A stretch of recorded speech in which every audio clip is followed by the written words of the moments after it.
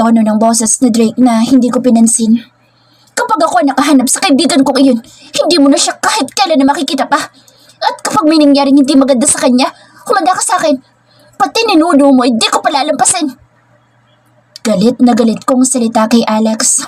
Humugot ako ng malalim na hininga.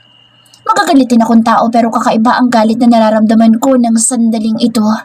Gusto ko ulit suntukin ito pero hindi ko magawa dahil sa mahigpit na yakap sa akin ni Drake. I'm sorry. Sa tingin ko, may kinalaman ang mother ko dito. Gumalaw ang panga nito at humigpit ang pagkakahawak sa beer. Masamang tingin ang ibinigay ko dito. I don't care. Lian! Boses na babala sa akin ni Drake. Napairap ako nang tumayo si Alex na para bang may naisip. I have to go. May kailangan akong puntahan. Lumayas ka! Walang pumipigil sa'yo! Gago! Gigil ko dito. Tumango lang ito sa akin. I will do my best to find my Aryan and get back her at home. Gawin mo! Di ka puro satsat! Tumango lang si Alex at nagpaalam na rin ito kay Drake. Habang si Drake naman ay nanghingi pa ng pasensya dahil sa inasal ko pero pinagmura ko lang ang dalawa. Langyaba ng mga ito. Nang makaalis ang kaibigan nitong si Alex ay saka ako binitawan ni Drake nang makarating kami sa kwarto. Galit ko itong hinarap. Ano? Kakampihan mo yung kaibigan mo? Gago ba kayong dalawa ha? Nawawala si Aryan at langya kapag may nangyaring hindi maganda sa kaibigan kong iyon.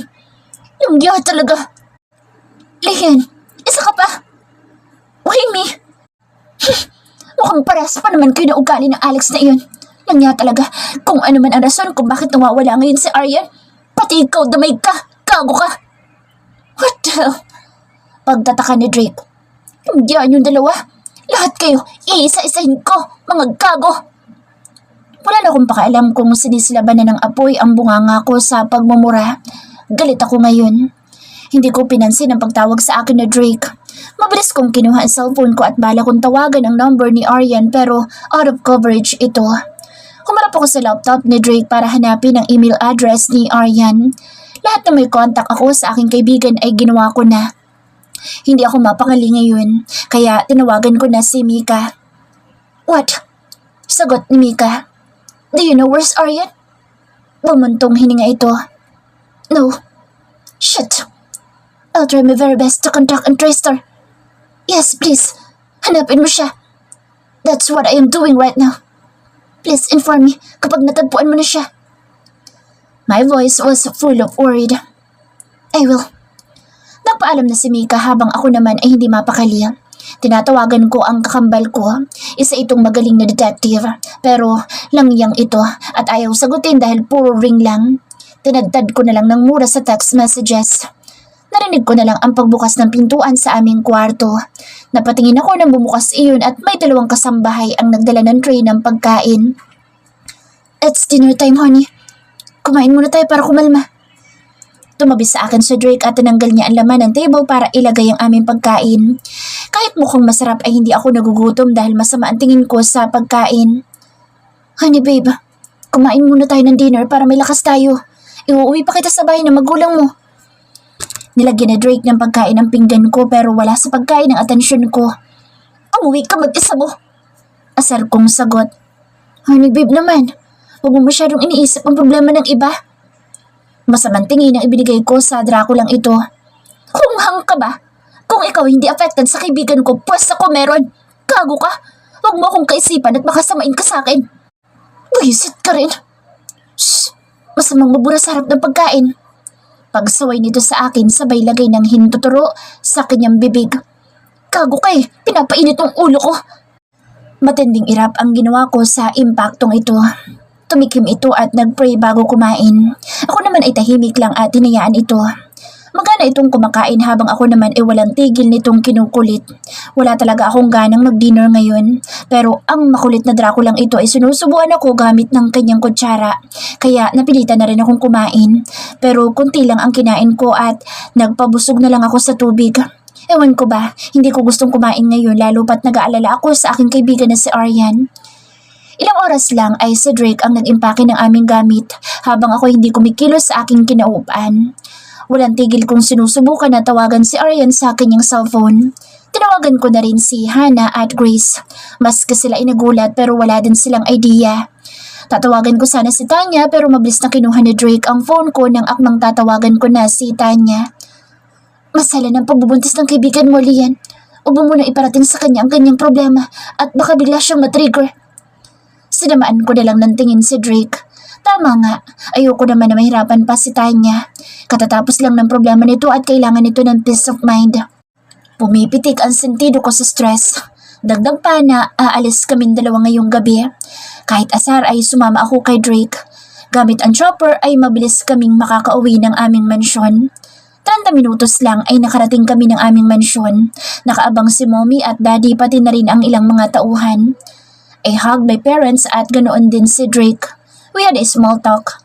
Hindi ko rin alam pero parang feel at home naman itong si Drake sa parents ko. Para bang matagal na silang magkakilala dahil nagbibiruan pa si Daddy at si Drake. Hindi ko na lang pinuna dahil wala ako sa mood. Dumiretso na rin ako ng aking kwarto. Kahit alas 12 na ng hating gabi ay naligo ako para maging fresh ang aking katawan. Pakiramdam ko kasi sobrang init at ang katinang buong katawan ko. Dagdagan pa ng stress. Sa kakaisip ay nakatulog na ako. Hindi ko na rin namalayan na may tumabi na sa aking tabi. 2 araw lang na nagstay si Drake sa aming mansyon at umalis ito. Gustong gusto kong sumama pero hindi ako nito pinayagan dahil may trabaho daw itong gagawin. Inis na inis tuloy ako. Alam ko naman na ang trabaho niyang gagawin ay sa babaeng si Hailey. Tinawagan ko sa telepono ang numero sa castle.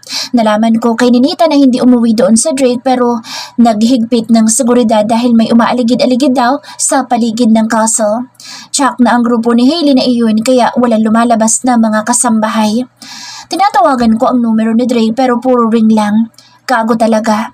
Hindi ako sinasagot. Pero pag siya ang tumatawag sa akin, mabilis pa sa alas 4 na sinasagot ko. Hindi tuloy mapakali ang katawan lupa ko. Pag nagbabalak akong lumabas ng mansyon ay nakabantay naman si mommy at daddy sa akin. Sa tingin ko ay may alam na ito sa pangyayari. Ilang beses ko na ring tinatawagan si Mika pero wala pa rin ang sagot nito sa tuwing tinatanong ko kung may idea na ito para hanapin si Aryan.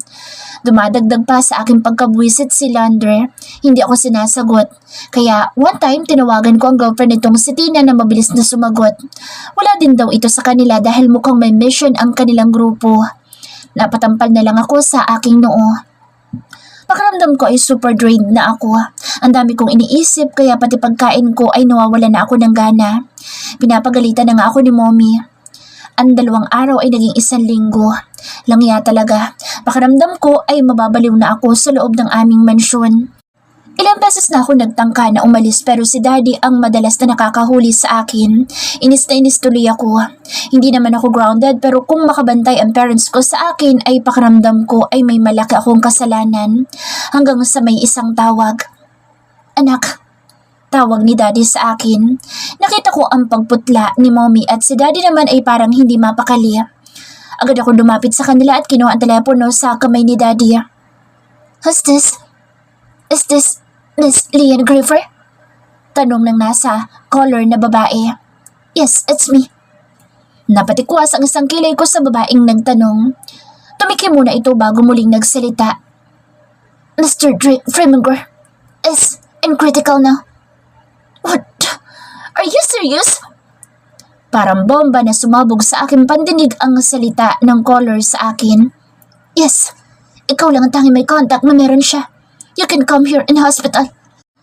Marami pang sinabi ang nasa kabilang linya pero hindi ko na maintindihan ang sinasabi nito dahil natulala na lang ako. Namalayan ko na lang na si Daddy na pala ang may hawak ng telepono at kumakausap. No way. My Drake.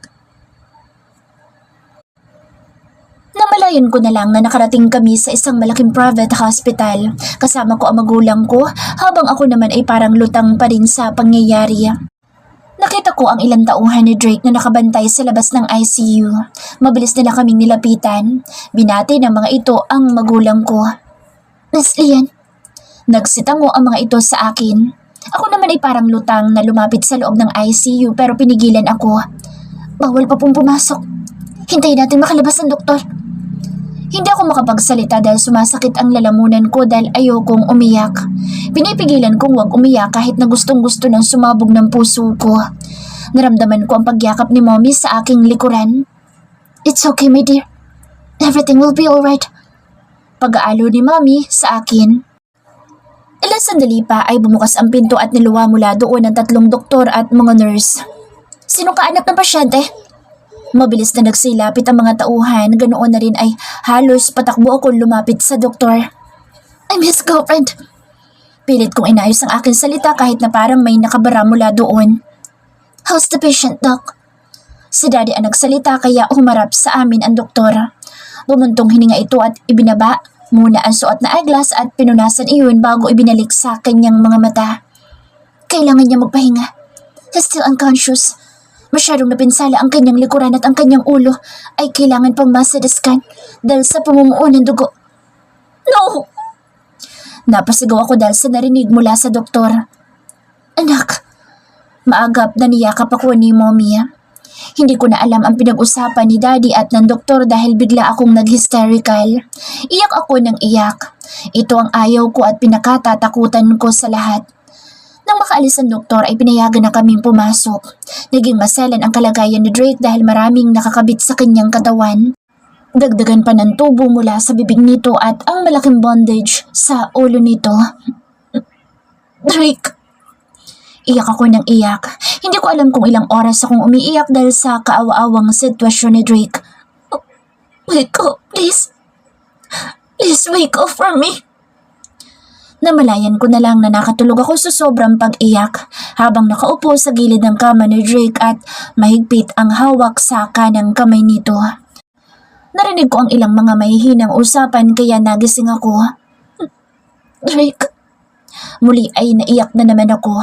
Kahit na palagi ko itong sinusungitan at inaaway ay ayoko naman na makikita ito sa ganitong kalagayan. Parang dinudurog ang puso ko.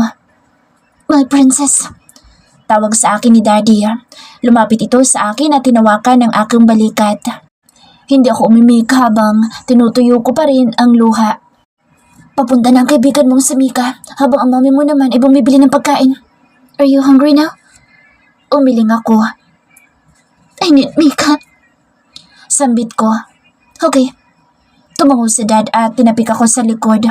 Umupo ito sa bakanteng upuan at kinuha ang kanyang phone. Ako naman ay hindi kumukurap at tumitig lang sa mukha ni Drake. Hinapos ko ng magaan ang mukha nito at maingat na hinawakan ang pisngi nito.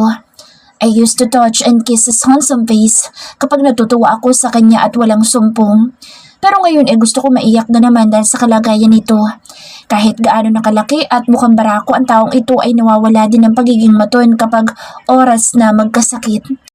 Hindi nga ito nagkasakit pero dahil naman sa buwisit na trabaho nito, muli akong napasinghot. Kawawa naman ang Dracula ko. Kahit nakakainis, ayoko naman ito na nasa ganitong kalagayan. Bilisan mo paggaling ha. Mag-aanap pa tayo ng isang dosena. Kahit hindi ako nito naririnig ay gusto ko lang maging positibo sa buhay. Hindi ako sanay sa mga ganitong pangyayari sa buhay. Narinig ko ang pagbukas ng pintuan pero hindi ko nilingon. Darling, boses iyon ni Daddy. Oh, you already awake, my dear. Marinig kong salita ni Mommy na aking ikinalingon. Kasama nito ang ilang tauhan ni Drake na may bitbit na mga pagkain at nang mailapag ang dala sa table ay lumabas na rin ang mga ito.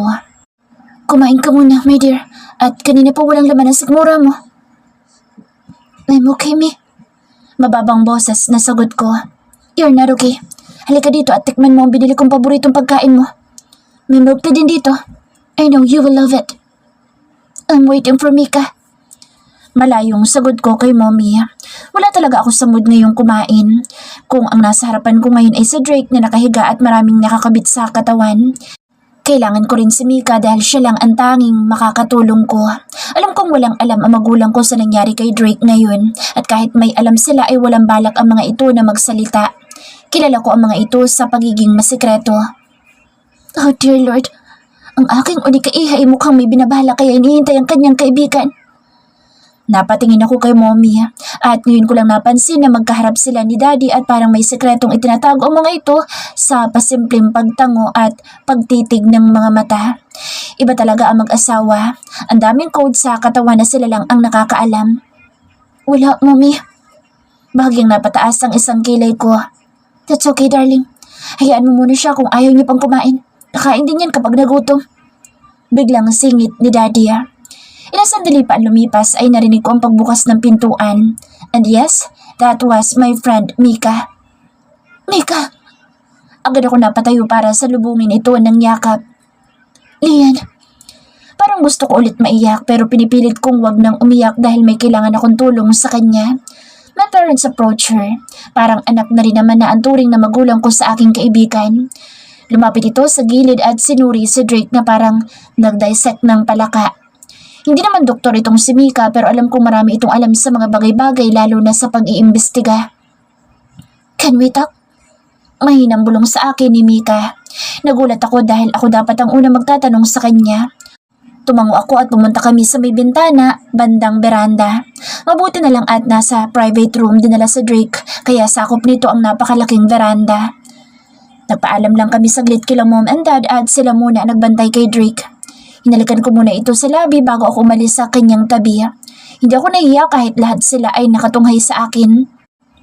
Talaga bang nang dahil sa mission ni Drake kung bakit siya nakomatose? Mika? Agad kong tanong. Hindi pa man kami nakakaupo. Umupo muna si Mika at luminga sa paligid bago muling humarap sa akin at napabuntong hininga. Hinila ako nito para tumabi sa kanya. Ngayon ko lang napansin na balot ang katawan ni Mika. Para itong sasabak sa gera dahil naka full black suit ito, black combat shoes at earpiece pa. Ang leather jacket nitong suot ay makapal. Alam ko naman na ang loob ng jacket nito ay baril. Naka-ponytail dito at halos maglaglagan na ang ibang tumakas na buhok. Kahit mukhang tigasin itong si Mika ay sobrang ganda pa rin. Pwede na nga itong maging Hollywood actress and beauty and brains pa. Yes. Then what happened? Bakit sila ang napuruhan?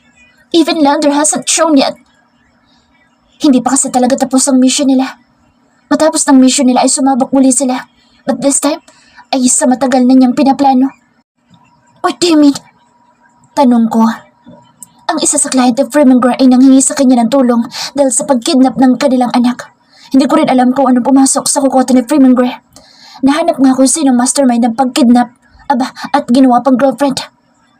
Tumigil sa pagsasalita si Mika at gumilid ang muka para tingnan ako. Parang gusto ko tuloy manapak ngayon. Oo, alam ko na iyon dahil matagal nang naikwento na Drake sa akin iyon. Pero nung mabanggit ni Mika iyon ay bumabalik ang matinding selos ko. I know, right? Pabalang kong sagot. You already knew it?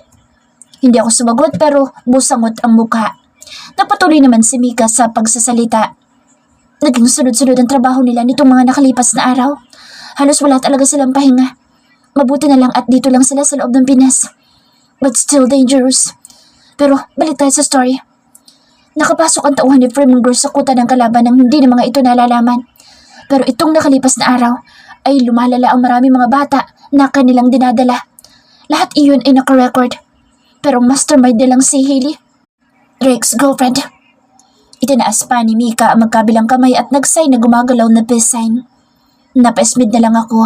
Kahit gusto ko magselos ay wala ding silbi iyon dahil walang kakwenta-kwentang babae lang naman iyon. That woman named Hailey, hunting you right now? I don't care. Paano kanya nakilala? Yan ang ipinagtatako ko eh. Delikadong tao ito at may Celtic sa utak. Kaya nakapagtataka na kilala ka nito dahil tsak naman na walang balak ipaalam ni Freemanger ang pagkatao mo sa isang tulad niya. I just shrugged my shoulders at isinalaysay kung paano kaming nagkaroon ng sagupaan ni Hailey. Kahit mag-agaw buhay na loverboy mo, ay iniligtas niya lahat ng mga batang nakidnap ng sindikato na balak ng ilipad sa ibang bansa. Ganoon na rin sa grupo nilang Bratsovo na talagang tumulong sa kaso niya. But most of all is from a God above. Yeah, pagsang-ayon ko. Kaya pala ganoon na lang nagkalat lahat ng tauhan sa paligid nitong ospital. Sabay tawa ni Mika. Really? Tumango ito. Even your parents look after you. Hindi ka makalabas-labas dahil bantay sarado ka nila. Iba talaga nagkagawa ng love. Inggit ka naman. Pagtataray ko rito. Ba't ako may inggit? Mas masaya kung humahawak ng baril, no? Ewan ko sa'yo. Iisipin ko talagang tomboy ka eh. Ba't hindi mo nalang jowain yung gwapong mukhang engkanto na palagi nakatingin sa'yo? I think his name is Kevin. Sabay ngisi ko. What the hell? Si Mika naman ang bumusangot ngayon. Oh, ba't nagagalit ka dyan? Pagtataray ko kay Mika, umikot pa ang eyeballs nito at nagsalita muli. By the way, kailangan mo pa rin na mag-ingat, Lian, dahil ang jowa ng lover boy mo ay nakatakas. Chuck, babalik at babalik iyon. You should ready yourself sa mga susunod na araw habang hindi pa nagigising sa Preminger. What the hell are you saying? Ibig sabihin hindi pa nakukulong ang demonyitang Hailey na iyon? Correct. Magaling siya, in fairness. Akala ng authority lahat ay napatay na at naikulong na ang iba. Pero siya na mastermind sa pangingidnap ay naglaho na parang bula. But don't worry, she could escape outside the country dahil wanted na siya. For now, mag-iingat ka dahil hindi basta-basta ang babaeng iyon. Pues hindi ako matatakot. Langya siya. Matapang ko sagot kay Mika. That's good. Sa tingin ko, siya din na dahilan kung bakit hanggang ngayon ay wala pa ring maalis si Drake. Parang sumiklab ang galit ko sa isiping iyon. Nagkabit-balikat si Mika. Maybe. Tanging ang boyfriend mo lang makakasagot niyan dahil siya ang humuli sa babaeng iyon pero natakasan pa siya nito at nakomatose pa siya. Langya talaga. Akong papatay sa kanya. Mariin kong salita na ikinasalubong ng kilay ni Mika. Tumigil ka, Lian. Hayaan mong ang batas ang umusga sa kanya dahil tsak na habang buhay na pagkakakulong mangyayari sa kanya once na madakip siya. Then, I'll bring her in that damn prison until she rotten and die. What will you do? Nakataas ang isang kilay na tanong ni Mika. Seryoso ang mukha ko na tumingin sa aking kaibigan. Mahigpit na hinawakan ko ito sa magkabilang braso nito. Teach me how to handle the gun. I want to be a perfect sniper. Napaubo si Mika sa akin sinabi na para bang kaya kong tumira sa outer space. Are you serious about that? Huwag kang padalos-dalos sa mga ganyang bagay dahil hindi ka pulis. Nakangawi pa ito sa akin. Sus, turuan mo na lang ako. Paano kung bigla na lang sumulpot sa harapan ko iyon? Oh, at least may alam ako. Isang kasalang ng baril, butas agad ang noon niya. Langya siya. You're so unbelievable talaga, Lian. Napapailing na lang sa akin si Mika. Matapos ng 3 araw ay nandito pa rin kami sa loob ng ospital. Kahit paano ay humilom na ang ibang sugat at galos ni Drake sa katawan ngunit hanggang ngayon ay hindi pa rin ito nagigising man lang. Wala naman akong balak na umalis sa tabi nito dahil ayokong iwan itong mag-isa. Gusto ko sa pagising nito ay ang magandang mukha ng girlfriend ni Drake ang makikita niya. Not that bitch, Hailey, na mula pa sa angkan ni Satanas. Ako na si Leah na maganda at tanging nag-iisang mahal niya sa kanyang buhay. Hello, Mika? Puntahan na ba kita dyan? Tawag ko sa aking kaibigan. Busy pa ako. Ako na pupunta sa'yo. No, ako na. Atat kong sagot. Narinig kong bumubulong si Mika pero hindi ko alam kung patungkol iyon sa akin o sa kung sinong nilalang nakausap nito. Bumuntong hininga si Mika. How's your patient? He's still monitoring his vital signs and so far, maayos na ang kalagayan niya. The sad part is, hindi pa rin siya nagigising. Malungkot kong sagot. It's okay, Lian. Everything will be alright. Always pray. At isang Lian Graver lang naman ang magpapagising sa isang tulad niya. Pagbibiro pa ni Mika sa akin. Whatever. Punta na ako dyan. Hey, at saan mo naman ako pupuntahan, Aber? Ay, di dyan sa bahay natin. Saan pa nga ba? Huli ka na sa balita. I already sold the house. What? Napalakas ang boses ko kaya napatingin si Mommy at Daddy sa akin at parehas na nakakunot ang noo. It's a long story. I will tell you next time. Kaya nga kailangan natin magkita dahil nahuhuli na pala ako sa balita. Ang kulit mo talaga, Lian. Sa uli ay napapayag ko na rin si Mika na magkita kami pagkatapos ng kanyang duty. Nagpaalam ako sa aking magulang at hindi pumayag ang mga ito na wala akong kasamang bodyguards na isang batalyon. Hindi na ako nagreklamo dahil para iyon sa kaligtasan ko. Nilapitan ko sa Drake at yumuko para halikan ito sa kanyang noo at sa labi. Kahit tulog pa rin ito ay nagpaalam pa rin ako dito. Magkikita lang kami saglit ni Mika. Don't worry, I'll be safe. I love you. Paglabas ko ng kwarto ay puro nakahilarang mga bodyguards ang nabungaran ko. Tauhan iyon ni Drake at sa pamilya namin. Daig pa ang presidente ng Pilipinas sa dami ng nagkalat na security guards. Hindi alam ng parents ko kung bakit ako makikipagkita kay Mika. Akala lang naman ito ay dadalaw lang ako sa bahay nito. Sa kanyang SUV ay napapagitnaan ako ng mga bodyguards ko. May naunang 2 sasakyan at 2 din sa hulihan. Marami tuloy mga tao ang napapatingin na akala ay isa akong artista. Oh well, mas maganda pa ako sa artista kung yun ang inaakala nila. Kunot noo ako habang binabasa ang address na ibinigay ni Mika sa akin. Bagong bahay niya ba ito? Matapos ng ilang oras na paglalakbay ay nakarating din kami sa wakas. Isa yung village pero kakaiba dahil halos parang wala pang masyadong nakatayong mga kabahayan. Meron man ay iilan lang at masyadong malalayo ang agwat ng mga kapitbahay. Or should I say na parang galit sila sa kapitbahay. Eksaktong tanghali nang kami ay makarating. It's a black and white modern house na may 3 palapag. Akmang tatawagan ko palang si Mika nang kusa nang bumukas ang malaking gate. Nakita ko ang isang security guard na sumenyas pa para papasukin kami. Kaya mabilis lang kami nakapasok. Wow! Namangha ako dahil mas maganda pala sa loob dahil maraming bulaklak sa garden. Hindi ko alam na mahilig na pala sa bulaklak si Mika, samantalang walang kahilig-ilig iyon sa mga ito. Ang tanging mahilig lang sa bulaklak ay si Tanya at Aryan at Grace. Nang huminto ang sasakyan sa parking lot, ay agad na naunang bumaba ang bodyguards ko para ako ay pagbuksan ng pintuan. Nang makababa ako ay nakita ko ang nagkukumpulan na mga tauhan ni Mika. Aba, umaasenso na rin pala ngayon si Beshi ah. Super hate niya ang bantay dahil isa siyang pulis. Pero heto't mas marami pa atang bodyguards niya kaysa sa castle ni Drake. Where is Mika? Lumapit ako sa isang nangungunang nakatayo malapit sa amin. Wala pa po si Ma'am Mika. Sa tingin ko ay mamaya pa siya darating. What? Disappointed kong tanong. Pambihira, akala ko ay niloloko lang ako ng kaibigan ko na iyon. Yun pala ay wala siya talaga dito. Yes po ma'am, pero pwede naman po kayo pumasok sa loob habang naghihintay sa kanya. Magalang na salita nito. No, nakakainis naman no. Pero andyan naman po si Boss Kevin. Sinong Boss Kevin? Pagtataka ko. Ilang segundo pa ang lumipas bago ko na-realize. Agad ako napasinghap. Andiyan na po si Boss Kevin. Agad ako lumingon sa aking lukuran at nakita ko nga ang pamilyar na lalaki. Isa ito sa kaibigan ng aking kapatid at kasamahan sa grupo ni Drake. Si Kevin Brickerman. Holy crap. Nice to meet you, Miss Lian. Magandang boses ng magandang lalaki na ito. Oo, gwapo ito at malakas ang appeal. Dagdagan pa ng napakalaking katawan nito. Nagli-live-in na kayo ni Mika? Diretsahan kong tanong.